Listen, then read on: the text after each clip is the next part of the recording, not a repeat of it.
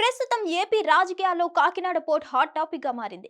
Kakinada యంగ్రెస్ port కేంద్రంగా ration బియ్యం అక్రమంగా విదేశాలకు తరలిస్తున్నారనే మ్యాటర్ పై మొదలైన ఈ వ్యవహారం కాకినాడ సీపోర్ట్ లో వాటాలను గతంలో బలవంతంగా లాక్కున్నారనే వరకు వచ్చింది. ఈ సమయంలో సాయిరెడ్డిపై లుక్అవుట్ నోటీసులు జారీ అయ్యాయి. ఏపీ రాజకీయాలకు ఇప్పుడు కాకినాడ పోర్ట్ చుట్టే తిరుగుతున్నాయి. చెప్పాలంటే కాకినాడ పోర్ట్ కీలక కేంద్రంగా మారిందనే చర్చ జరుగుతుంది. గత కొన్ని రోజులుగా ఈ పోర్ట్ ఇక్కడ జరుగుతున్న వ్యవహారాలే ఏపీ పాలిటిక్స్ లో హాట్ టాపిక్స్ గా మారాయి.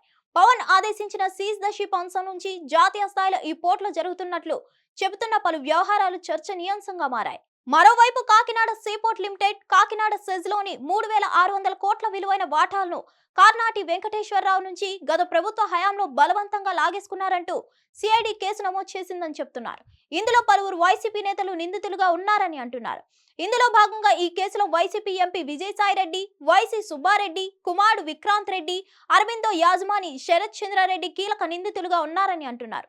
వాటాలు రానివ్వకపోతే అక్రమ కేసులు పెట్టి జైలుకు పంపిస్తామంటూ బెదిరించారనేది వీరిపై ఉన్న ప్రధాన అభియోగంగా చెప్తున్నారు.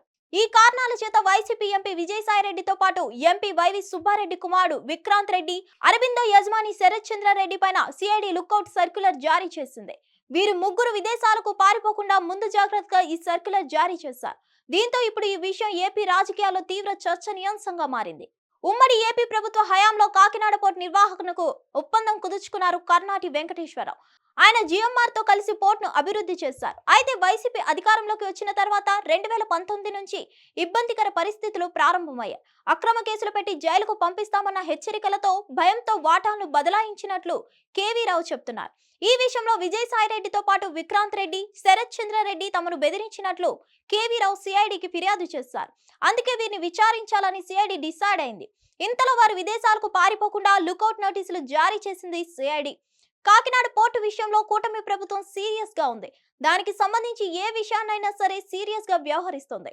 ముఖ్యంగా కాకినాడ పోర్టు మీదుగా భారీ ఎత్తున రేషన్ బియ్యం తరలిపోతుండటంతో ప్రత్యేకంగా ఫోకస్ పెట్టింది. ఇప్పటికే పట్టుబడిన షిప్ వెనుక వైసీపీ నేతల హస్తం ఉందన్న ఆరోపణలు ఉన్నాయి. సరిగ్గా ఇటువంటి సమయంలోనే ఏకంగా కాకినాడ పోర్టును బలవంతంగా రాయించుకున్నారన్న ఆరోపణలు రావడం, నేరుగా బాధితుడే ఫిర్యాదు చేయడంతో సంచలనంగా మారింది.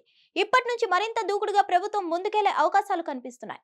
మొత్తానికైతే కాకినాడ పోర్టు వ్యవహారం ఇప్పుడు ఏపీని కుదిపేస్తుంది. మరి ఏం జరుగుతుందో చూడాలి. మరి హిట్ టీవీ యాప్ ని డౌన్లోడ్ చేసుకోండి. ఇందులో short news, live news, entertainment movies అన్ని అవైలబుల్ గా ఉన్నాయి. Please download Hit TV app. Hit TV app. Hit TV యాప్ని ఫ్రీగా డౌన్లోడ్ చేసుకోండి.